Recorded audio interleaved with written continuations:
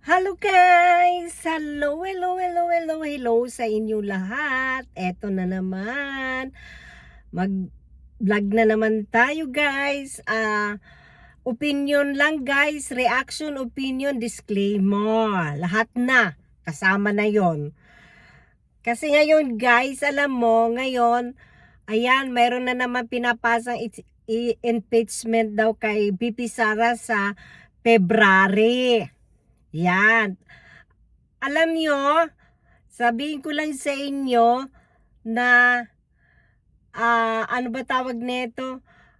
Itong administrasyon nito ngayon, habang dinudurog nyo ang mga Duterte, lalo nyo lang pinapalakas sila.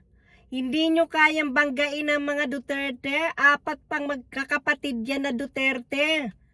No? Kaya sabi ko nga, sa 100% na tao dyan sa Pilipinas, 70% mahal si Duterte. 30% lang ang ayaw kay Duterte. Ngayon, yan ang malaking pagkakamali nyo kasi ayaw nyong tigilan ang mga Duterte.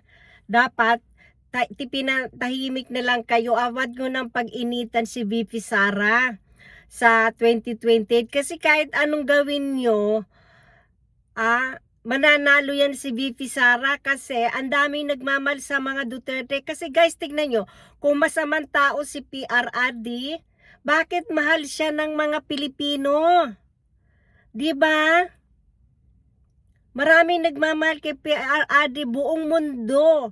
Ibig sabihin, maganda ang naiwan sa atin ni PRRD sa loob ng 6 na taon niyang pagiging Pangulo.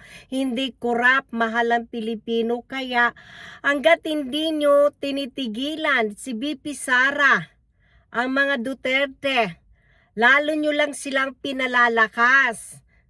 No? Sa ayaw nyo man at sa gusto, lalo nyo pinalalakas ang mga Duterte. Kaya kung ayaw nyo lumakas ang mga Duterte, ay tigilan nyo na sila. Yan lang guys.